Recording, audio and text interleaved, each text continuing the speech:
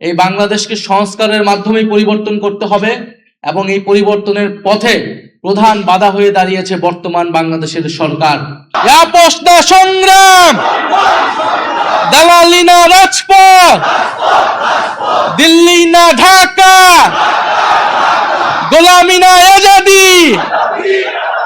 2024 থেকে আমরা 2026 এসে পড়েছি। আর কয়েক মাস পরে হয়তো 2 বছর বর্ষপূর্তি হবে, কিন্তু গণ অভ্যুত্থানের এতগুলো সময় পরেও, এতদিন পরেও আমরা সবাই এক জায়গাতে আছি। আমরা সবাই সেই ঐক্যের জায়গাতেই আছি যে বাংলাদেশকে পরিবর্তন করতে হবে, এই বাংলাদেশকে সংস্কারের মাধ্যমেই পরিবর্তন করতে হবে এবং এই পরিবর্তনের পথে প্রধান বাধা হয়ে দাঁড়িয়েছে বর্তমান বাংলাদেশের সরকার। বিএনপির সরকার বাধা হয়ে দাঁড়িয়েছে, সেটা সকলের মুখ থেকে এসেছে। আমরা শহীদ পরিবারদেরকে মনে করি বাংলাদেশের জনগণের সম্পদ। তারা জুলাই যোদ্ধারা বাংলাদেশের জনগণকে প্রতিনিধিত্ব করে। আমরা শহীদ পরিবার এবং জুলাই যোদ্ধাদের নিয়ে কোনো রাজনীতি কখনোই করতে চাই নাই, কখনোই করব না। কিন্তু জুলাই যোদ্ধাদেরকে বর্তমান সরকার বিএনপি তারা নানাভাবে ব্যবহার করার চেষ্টা করছে।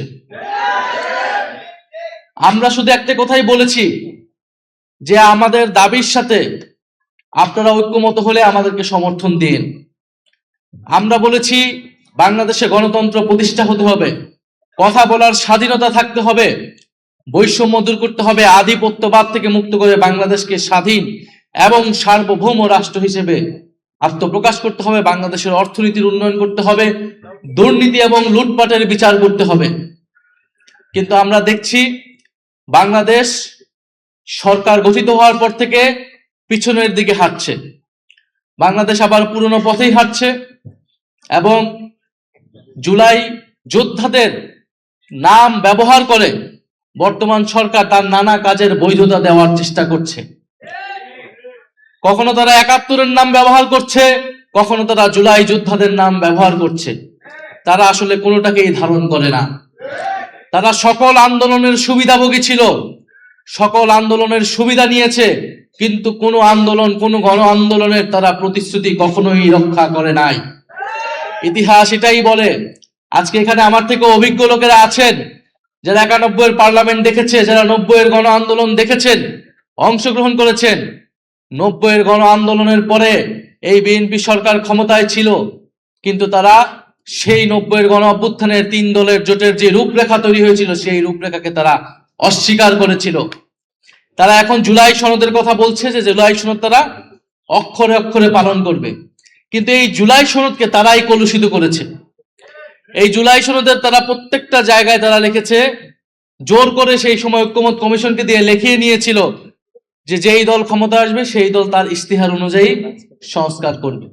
তাহলে তারা প্রথমে আপনাকে দেখাবে জুলাই সনদ যে আমি অক্ষরে অক্ষরে বাস্তবায়ন করছি, পরে দেখাচ্ছে যে তাদের দলীয় ইশতেহার। তো জুলাই সনদ তো তার দলীয় ইশতেহার হতে পারে না। জুলাই সনদ তাদের দলীয় ইশতেহার যদি তারা বাস্তবায়ন করবে তাহলে তো এত ঐক্যমত, এত আলোচনার কোনো প্রয়োজন ছিল না। ঠিক আছে, তাদের দলীয় ইশতেহার, সেই ইশতেহার তারা কতটুকু পালন করছে? সেই ইশতেহারে, সেই ৩১ দফায় তারা যতটুকু কমিটমেন্ট করেছিল সেই কমিটমেন্ট গুলাও তারা ভঙ্গ করে গেছে। আমরা শেখ হাসিনার সময় যে পুলিশ ছিল সেই পুলিশ ক্রমান্বয়ে পুলিশ লীগ হয়ে গিয়েছিল। এখন হয়তো তারা জাতীয়তাবাদী পুলিশ বাহিনী তৈরি করার চেষ্টায় রয়েছে। না হলে কেন তারা পুলিশ কমিশন, সংস্কার কমিশন করবে না? সেটার অধ্যাদেশ তারা বাস্তবায়ন করবে না।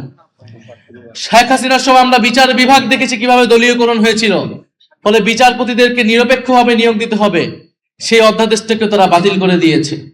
অর্থাৎ তারা দেশের প্রত্যেকটি প্রতিষ্ঠান, যেই প্রতিষ্ঠানগুলো দলীয়করণের ফলে দেশে একটা স্বৈরতন্ত্র প্রতিষ্ঠা হয়েছিল, ফ্যাসিবাদ প্রতিষ্ঠা হয়েছিল, সেই প্রত্যেকটি ব্যবস্থাকেই, প্রত্যেকটি প্রতিষ্ঠানের দলীয়করণকে তারা পুনর্বহাল রেখেছে। এটার মাধ্যমে তারা এটাই বার্তা দিতে চায় যে তারা সংস্কারের কথা, জুলাই সনদের কথা, জুলাই গণ অভ্যুত্থানের কথা মুখে বলবে কিন্তু অন্তরে ধারণ করবে না। তারা সে অনুযায়ী কাজ করবে না। ফলে বৈষম্যহীন বাংলাদেশ, সংস্কারের বাংলাদেশের পথে আমাদেরকে আবার ঐক্যবদ্ধ হতে হচ্ছে। আমরা আপনাদের প্রতি কৃতজ্ঞতা জানাই, ধন্যবাদ জানাই। আপনারা অলরেডি মাঠে নেমেছেন, আপনারা অলরেডি কথা বলছেন। ঢাকা বিশ্ববিদ্যালয়ে আমাদের কিছু ভাইয়েরা অনশন করেছে দীর্ঘ কয়েক ঘন্টা এই গণভোটের গণরায়কে বাস্তবায়ন করার জন্য। আমরা 72 ঘন্টা তারা যারা অনশন করেছে তাদের প্রতি কৃতজ্ঞতা জানাই। আমরা আশা করেছিলাম যে সরকার দল সেখানে যে উপস্থিত হবে, তাদেরকে আশ্বস্ত করবে, কিন্তু আমরা দেখেছি তারা যায়নি। আমরা তাদেরকে ধিক্কার জানাই যারা সংবিধান সংস্কার পরিষদের শপথ নিল না, যারা এই অধ্যাদেশগুলোকে বাতিল করে দিল। এখন আজকে করণীয় ঠিক করার জন্য এই মত বিনিময় সভার আয়োজন ছিল। আমার মনে হয় করণীয় আমরা ঠিক করতে পেরেছি কিনা?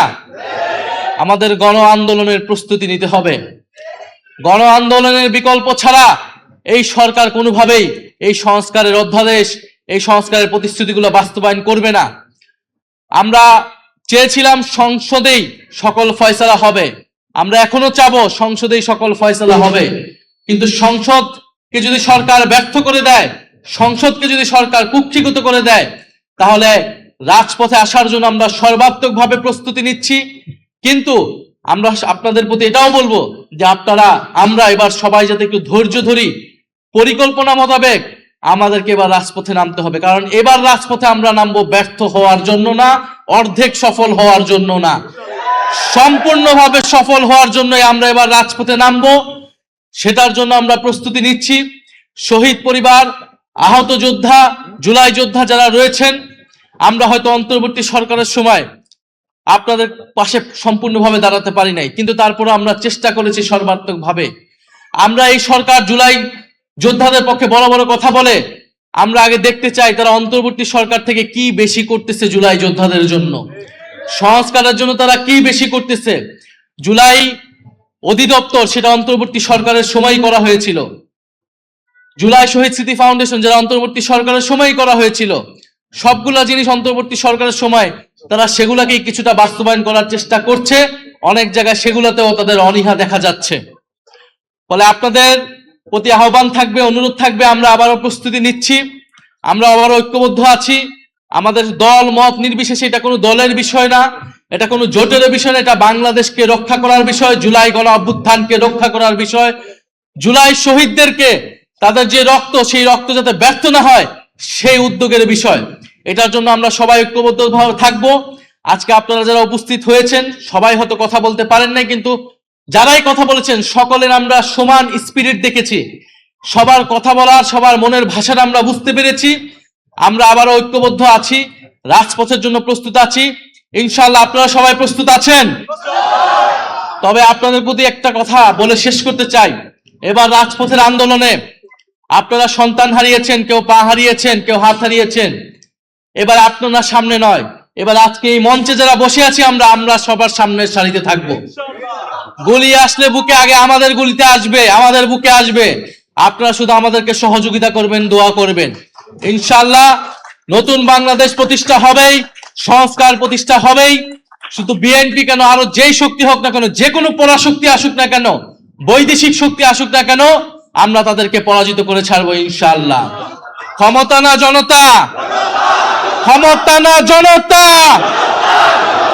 আপোষ না সংগ্রাম, দালালি না রাজপথ, দিল্লি না ঢাকা, গোলামি না আজাদি, ইনকিলাব ইনকিলাব।